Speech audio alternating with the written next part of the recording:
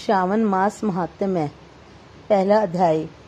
सौनक जी ने सूत जी से पूछा, ए महाभाग, आपके मुख से अनेक आख्यान सुने, मुझे तृप्ति नहीं हुई है, फिर भी कुछ सुनने की इच्छा बढ़ती है, जिसके सुनने मात्र से मेरी अन्यंत्र श्रवण करने की इच्छा न हो, कोई ऐसी कथा कहिए। सूत जी ने कहा, आप सब मुनिगण सुने, आपके कहने से मैं प्रसन्न हूँ और आपके लिए मुझे कोई भी बात गुप्त नहीं है। दंभ रहित होना, आस्तिक बुद्धि होना, सठता न होना, परमात्मा में भक्ति होना, सुनने की इच्छा होना, नर्मता होना, ब्राह्मण भक्त होना, सुशील स्वभाव होना, धैर्य रखना, पवित्रता होना, तपस्वी होना, दोषारोपण रहित होना, ये 12 गुण श्रोता के कहे गए हैं। ये सब गुण आप लोगों में है ही, इससे मैं अंत्यतः प्रसन्न हूँ। अब आपसे तत्व बात को कहता हूँ।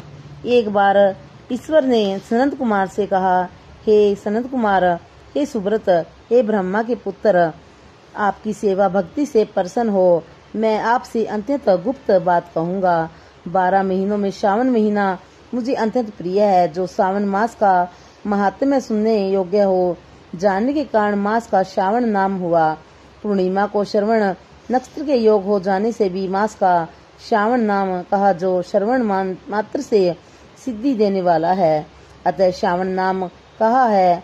आकाश के समान स्वच्छ हो जाने से नभा नाम कहा। उस मास के धर्मों की गणना करने के लिए भूमि पर कौन समर्थ हो सकता है, जिसके संपूर्ण फलों को कहने के लिए ब्रह्मा हुए, जिस श्रावण मास के महात्म्य को देखने के लिए इंद्र हुए, भगवान अनंत ने जिसके फल को कहने के लिए 2 सहस्र जीवा धारण की है, देखने तथा कहने में किसी की भी सामर्थ्य नहीं है।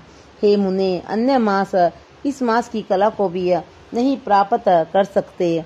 संपूर्ण मास व्रत रूप है, सारा सावन मास धर्म रूप है।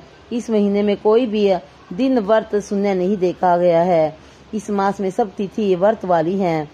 सनत कुमार ने कहा, हे भगवान, आपने जो कहा कि इस मास में कोई भी दिन व्रत शून्य नहीं है, इस महीने में तिथि व्रत शून्य नहीं है, हे श्रेष्ठ, उसको आप मुझसे कहें। कौन तिथि में कौन कौन व्रत होता है तथा किस वार में कौन व्रत होता है, उस व्रत का अधिकारी कौन है, फल क्या है, विधि क्या है, देवता कौन है, पूज्य कौन है, पूजन सामग्री क्या है, किस व्रत का कौन समय है। हे प्रभु, वह मुझसे कहे।